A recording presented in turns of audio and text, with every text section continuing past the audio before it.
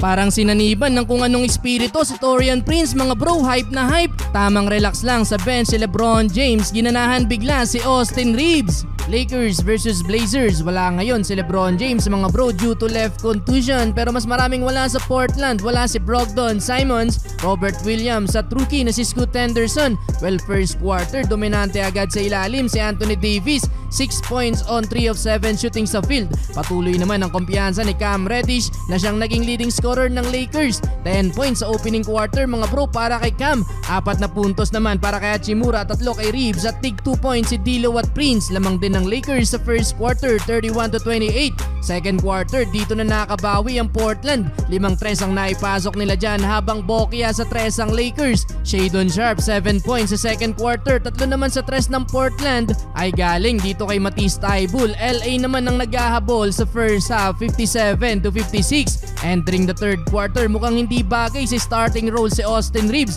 at mas maganda ang nilalaro kapag 6 man ng Lakers. Under 9 minutes, kumana ng 8 tuturan ng Lakers para maibalik din sa kanilang lead. Anthony Davis and 1 basket kontra kay Thybulle. Bully sa ilalim si AD. Timeout ang Portland after ng tira na to ni Hachimura. 5-minute mark, another dunk mula kay Anthony Davis. Gandang setup ni D'Lo sa ilalim, nakapwesto na sa AD.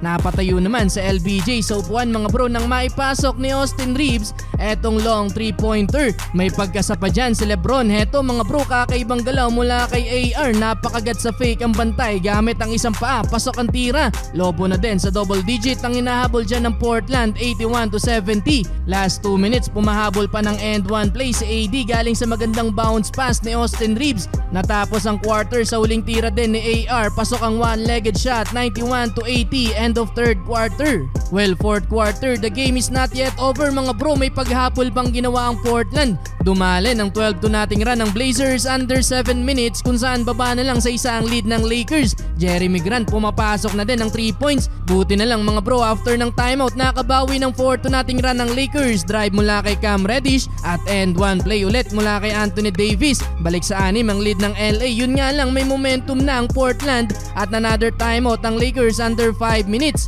Last 3 minutes, crucial run para sa Lakers mga bro. Nagsimula yan sa tip shot ni Hachimura at magandang depensa mula kay Taurean Prince. Agawang bola led to a fast break points. Parang sinaniban ng kung ano si Prince mga bro, hype na hype. Well, nakasagot ng 3 sa kabila si Jeremy Grant mga bro, pero hulog na ang opensa ng Lakers. Clutch pull-up jumper mula kay AD at layup mula kay Hachimura. Kaya naman dahil doon mga bro, panalo sa dulo ang Lakers. Final score 116-110. Nakapagdala ng 30 points si AD, 19 kay Hachimura, 18 kay Cam Reddish, 18 points din para kay Austin Reeves.